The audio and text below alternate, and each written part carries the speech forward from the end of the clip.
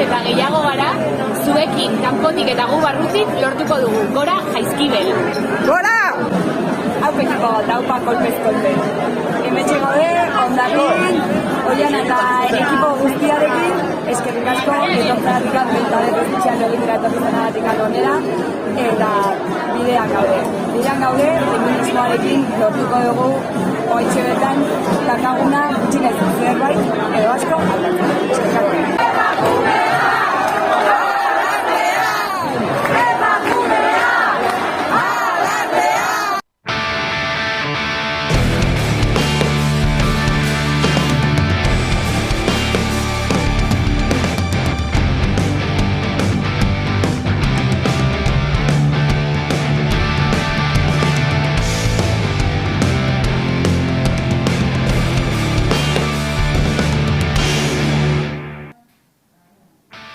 Akordioak lortzeko akordien legealdien akordioa, omen da gaurkoa. Laburtu nahi izan dizuegu, gauzak errezte aldera, gauzak ulertzeko analisiak, gauza zehatzak, Gasteizko laburpena, mesedez, bai, lankidek iritsi berri digula esaten digute.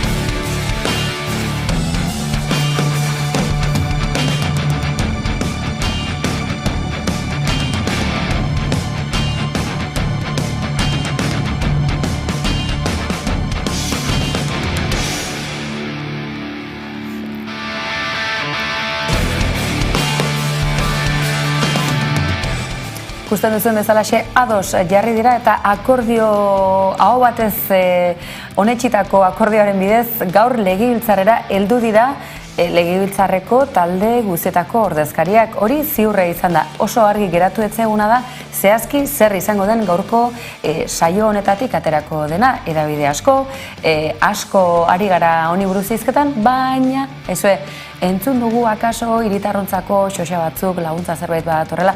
Ekonomia hobera omendua garbi dagoena da, etxeetako poltsikoak eta ekonomikoak gainbera besterik ez duela ikusten. Ikusteke beraz datozen hilabeteotan zer oterra datorren, batetik ekonomiaren erritmo on hori eta bestetik gerra hotsak, gasaren igoera, gure autoko ez dakit deposito batetzeko zailtasunak, ikusteke beraz urte bukara hau, udazkena, ate joka dugun udazken hori zer nolakoa datorkigun. Bien bitartean, Ipar Euskal Herrira begira baita ere, edabide zenbaitek kaso handirik egin ez badiote ere, dagoeneko 10 batzuk preso daramatzaten Euskal Hiritarren aske uzte hori gaur kalean ere antzeman delako eta ederki gainera.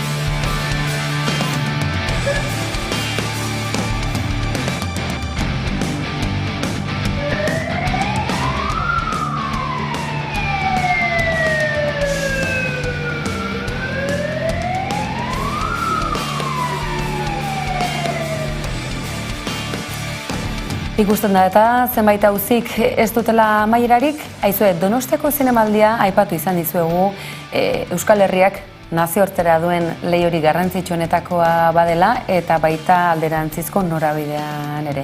Gaur, bi arnas dokumentalaren estreinua Donostiako nazioarteko zinemaldian eta ardatza berriz Iratxe Sorzabalek bizi izandakoa eta batez ere haren amarekin izandako bizi ibilbidea gaur Donostiako zinemaldian.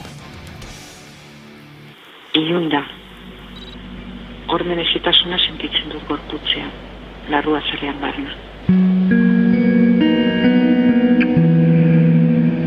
Zure indarra sentitzen dut nigan, baina baita zure itoaldi lastura eta oinazea ere. Biluztu zintuzten, biluztu minduten, jipoitu zintuzten, jipoitu minduten. Infernua biziarazi zizuten. Erlijio kondairan kerretan soilik existitzen zela uste nuen infernu ezagutu nuen nik.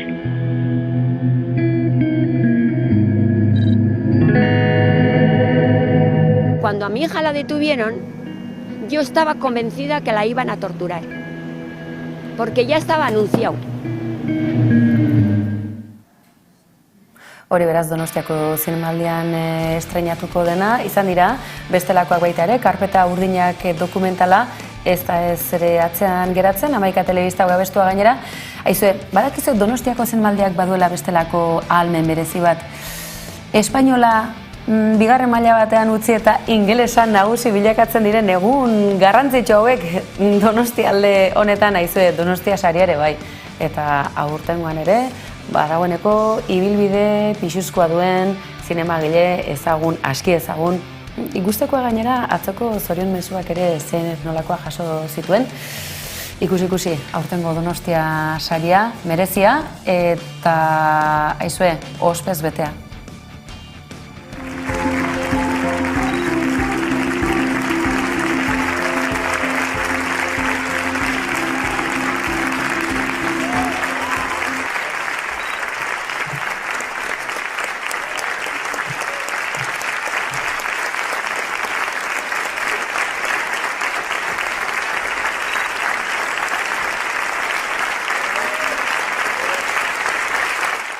That it really is an encouragement to me to make more films.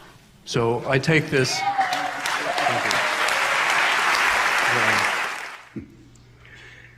Dearest David, congratulations on your well-deserved recognition from the San Sebastián Film Festival. You are a living legend among filmmakers and for cinephiles and film lovers around the world. Zorionak lagun maitea. Espero dut egun zoriontsuak izatea Donostia ederra. Ikusten duzue, nazioartean ezagun garela Donostiarrak, ez Europako etxebizitza iaiak garestienak ditugulako, baizik eta bestela ere badagoelako zer kontatua, eta izue aurten ere Euskal Ekoizpenek izan dutelako bere tokia, badutelako oraindik ere egunotan, eta ea nazioarteko zirkuituek ere Euskal Herriaren bizipena izate hutsa ere hortik zehar barreiatzea. Horren lekuko izango da, eta misio berezia badu Black Isbeltza bigarrenak. Izan ere, bigarren honetan, Ainhoa da protagonista nagusia. Fermin Muguzarekin ere izan da Hamaika telebista, izan ere, soinuan da bera ere, filma bezain garrantzitsua da. Hori bikarrik ez, Euskal zinemagintzan emakumeek zenolako papera, gaurko protagonistak, Fermin Muguruza, eta Mikel Elanda, honek, bere azken lana dakarrelako zinemaldira, basoan, zer, aizue, ez da esmakala, aurtengo eskaintza, eta hori ere, kolpez kolpek bildu nahi izan dira. Amanda nire ama, Bolibian hil zuten, nita zaurdun zegoela.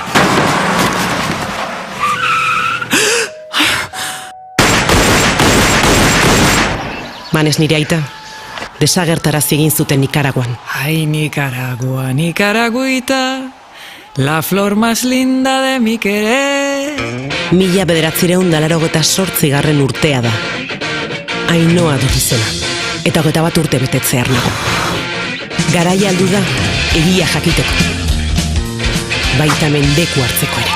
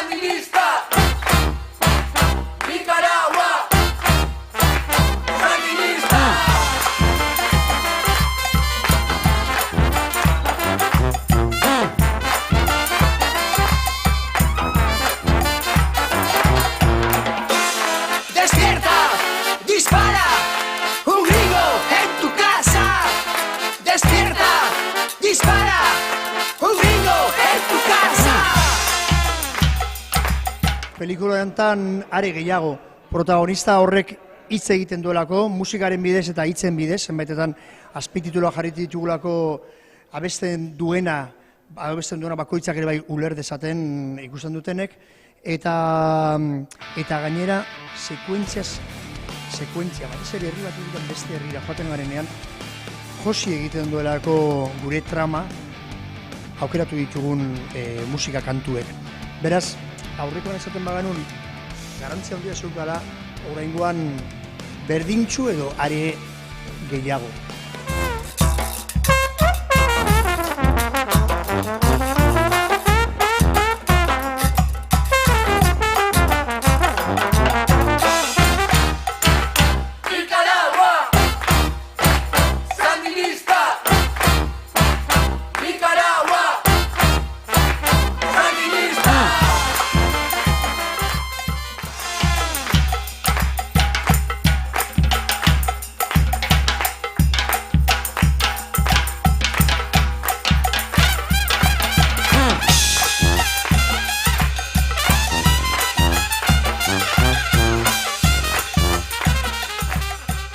Honetan egiten duguna 85ean hasten gara eta 88ean, orduan gero trama guztia gertatzen da.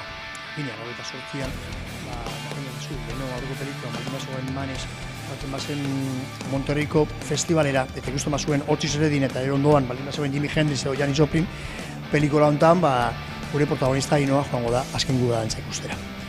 Azken guda dantzan hor, talde bat, justo kortatu, eta orduan gertatzen dena da ni nintzela. Talde horretako musikaria.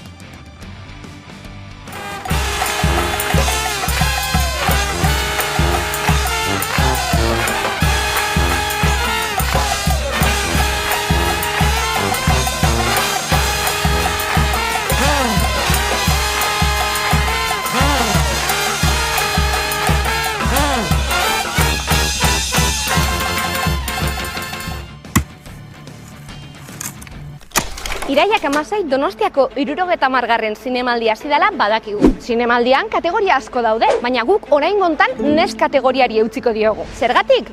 Zinema ikasleen kategoria delako. Mundu guztiko zinema ikasleen lanak hartu dute parte kategoria honetan. 44 herrialdetatik 160 zinema eskolek. 160 zinema eskoletatik berriz 350 lan aurkeztu dituzte. 350 lanetatik 14 soilik izan dira hautatua. Lehen aldia da euskarazko film bat sailkatzen dela NES kategoria honetan. Eta gainera 2 film sailkatu dira. Eta oraingo honetan hauetariko baten zuzendariarekin arituko gara. Mikele Landa. Eta bai, ondo entzun dozue, Mikele. Ez Mikel, gizonezkoa ez, emakumezko bat. Eta gainera ez da bakarra sailkatu ez. 2 emakumezko sailkatu dire, zuzendarizek bizek. Eta zer zan, Mikele Landari galdetu beharko diogu, ia, zelan egin deuen, ezta?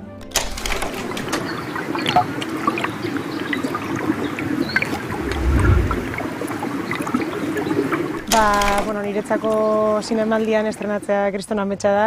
Betidanik ezagutu dudan jaialdea izan delako, ez? Txikitatik etorri izan gara, gazte epaimai bezala ere egondanago pare bat urtetan hemen, beraz, amets bat. Egia esan harritu egin ninduen, jakin nuenean ez saian orain arte ez dela euskeraz pentsatu eta egindako pelikularik egon, beraz alde batetik pozgarria ez, heldu garelako, baini eta baita Nagore Muriel Errobi filmarekin, baina beste alde batetik, apur bat tristura egin batean jakiteagatik lehenengo aldia dela. Noizko basoan abia puntua, ekimen bat da, nire herrian sortu zen iniziatiba bat, hain zuzen lehenengo aldiz, nire herrian Bizkaiako herri txiki batean, erabaki zutelako baso bat landatzea. Segaitik baso bat landatu. Inguratzen zituen lursaiak, gehien bat pinu monokultiboz beteta daudelako, azkenean basoak izan beharrean fabrika, egur fabrika bilakatuta zeudelako, eta gero eta gehiago ari delako agertzen ere eukaliptoaren mehatxua, monokultiboa hau ere, baina are kaltegarriagoa gure biodibertsitatearentzako.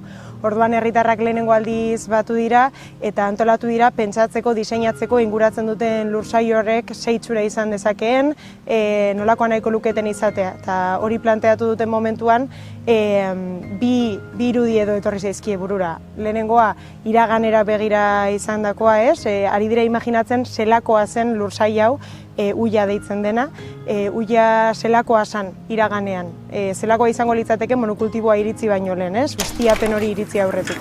Eta orduan eurek egin duten ariketa hori paraleloan egiten ahalegindu naiz ni ere bai filmaren bitartez, hau da, beraiek euren eskuekin irudikatzen ari dira etorkizunean bertan egotean nahi duten baso hori, baina hein handi batean ikusi ezingo duten baso bat askok eta askok, ez? Badakigulako basoek bizitza luzea dutela eta batzutan gizakiona baino luzeagoa dela. Beraz, hein handi batean ikusi ezingo duten baso bat diseinatzen ari dira, eta nik ere ariketa berdina egin dut nire lankideekin batera, zuhaitzik ez daukan baso bat filmatzen ibili gara. Eta aldi berean, beraiek ekimen hau egiten egon diren bitartean, euren artean zituzten galdera, elkarrizketak entzuten ibili gara, eta beraz, ahalegindu naiz ni ere bai hausnarketa bat plazaratzen film honekin. Ni Elias Kerejeta Zineskolan hasi nintzen irailean, eta bertan sartu nintzenean proiektu bat hasi behar nuen, eta kasualidadea edo ez dakitze izan den, baina justu une berean hasi ziren ean baso hau landatzen, ez? Beraz, paraleloan egin dugu nik masterrean izan dudan ibilbidea eta basoa eraikitzeko izan den prozesu hau. Beraz, guztira beraiek 4 asteburutan batu dira hilabete desberdinetan landaketa prozesua gauzatzeko, eta ni ere bertara joan naiz, beraiek atzurrekin zihoazen, nik kamerarekin, eta horrela, eta gero muntaia prozesua izan da, gutxi gora bera, uste dut, otsailean egin zutela azkenengo landaketa, eta nik ekainean amaitu dut filma, beraz azkenengo hilabete hauek muntaiari eta postprodukzioari bideratuta izan da. Uste dut film hau ezinezkoa zela beste hizkuntza batean egitea, nire herriko hizkuntza hori delako, euskera, eta hein handi batean ere pelikulan bertan nahi izan dut hizkuntzari buruzko hausnarketa txiki bat plazaratu, zelan transmisioari buruz, azkenean baso hau landatzea erabaki dute hein handi batean nahi dutelako beraien ondorengoek, urrengo hietarrek baso bat izatea eta ez monokultiboa lursail honetan, eta hein handi batean hori ere hizkuntzarekin lotuta dago, nik planteatzen nuen etorkizunean baso honetatik ibiliko diren eatarrek gaitasunik edukiko dute beraien hizkuntzan zuhaitz hauek izendatzeko, gogoratuko dira, ze hori ere galtzen ari da zerbait da, ezta? Gaitasuna espezie desberdinak identifikatzeko eta hitzak euskera bera ere hein handi batean galtzen ari delaren sentsazioa behintzat herrian badaukagu.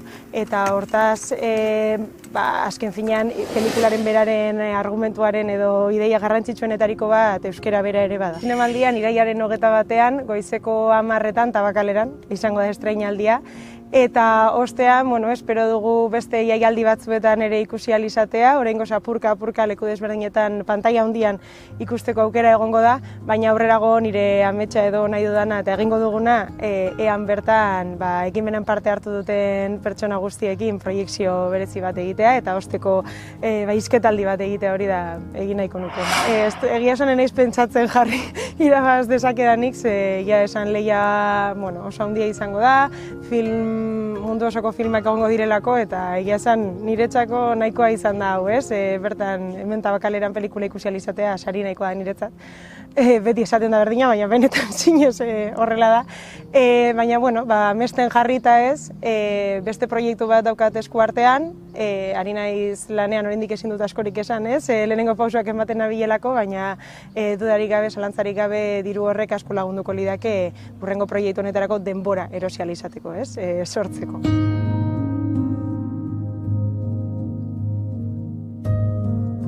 Azkenean, zinema gizarte honetako beste industria bat da, beste esparru bat da, eta zelanez mundu patriarkal honetan emakumeok ere zailtasuna dauzkagu. Hein handi batean, ez dakit, esango nuke jendari kostatu egiten zaiolako oraindik ere emakumeak lidergo espazioetan eukitzea, eta adibidez zineman, zuzendari bezala, beste pertsona batzuen lidergoan, gidaritzan egoteak oraindik ere jende askori kostatu egiten zaio hori imaginatzea. Eta egia da, holan azaleko analisi bat ematen duena honek, baina gero oso sustraituta dagoela eta ekintza txikienetan ere igartzen dela. Adibidez, horren adibide argia da ez, zinemagile asko eta asko emakumeak izan direnak historikoki dokumentalgintzarekin lotuta egon direla, edo muntaiarekin lanean, hau da, dokumentalgintzarekin inguruan gertuen daukaten horrekin agian ekoizpen maila gutxiago behar duten proiektuetan egon direlako sartuta emakumeak, eta fikzioak adibidez beti eskatzen dauelako ekoizpen maila handiagoa, diru gehiago, jende gehiagoren gainetik egoteak, eta horregatik emakumeak normalean hein handi batean dokumentalgintzara egon gara bideratuak, eta nik neuk ere seguruenik horregatik, dokumentalgintza izan du gertuen. Eta, bueno, justo horrekin lotuta urrengo proiektuak gustatuko litzaidake fikziora gerturatzea, adibidez beste emakume askok egite duten bezala.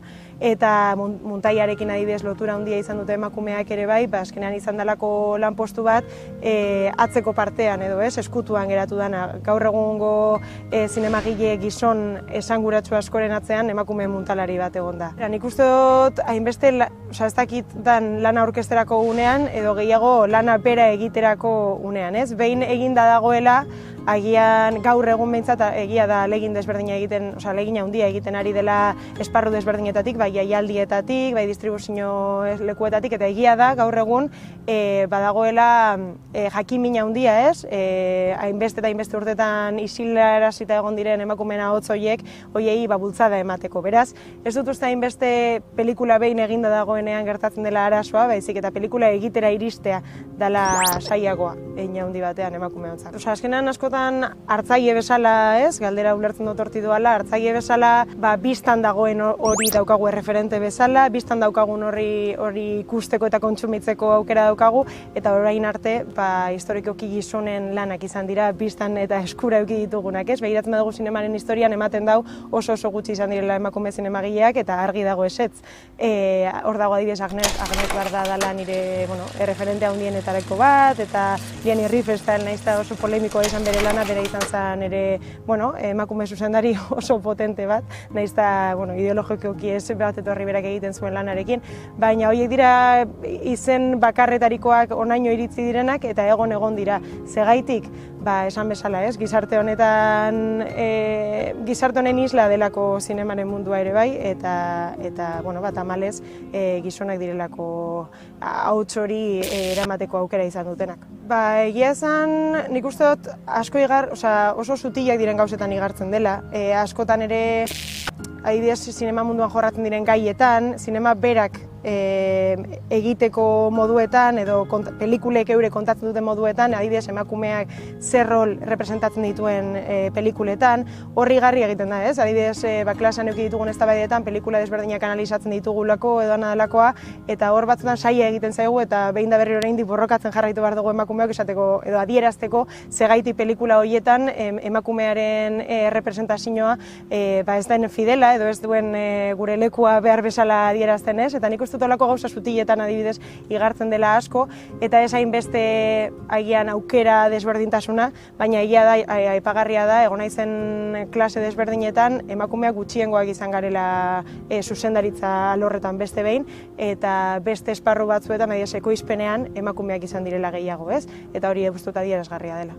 Nik zinema egiten dut, eta uste dut hori badela nahikoa, eta beste alde batetik ere, esan bezala, ez? Lehen erreferentei buruz hitz egiten egon gara, eta batzutan gehiago kostatzen duen arren, bilatu egiten ditut emakumeak esparru desberdinetan lan egituten emakumeak zinemaren inguruan, eta hoien berri ematen alegintzen laguntzen naiz nire inguruko lagunen artean eta hori dana, baina nik uste dut bagabizela, apurka, baina nik uste dut ere ez dala, ezinezkoa izango dela esparru honetan zineman emakumeok berdintasun batera iristea gizartean lortzen ez badugu, ez? Eskenan ezan bezala, zinemaren mamia errealitatea bera delako, ez? Orduan, hori dira beharreko pausoak gizartea bera eraldatzea ezinbestekoa da.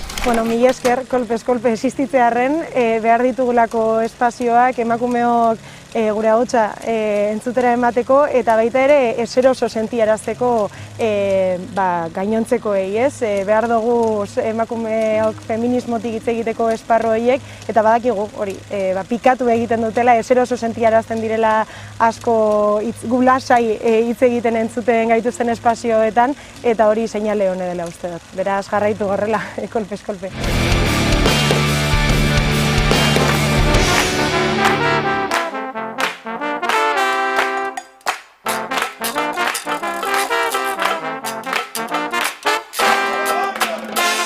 ¡Despierta!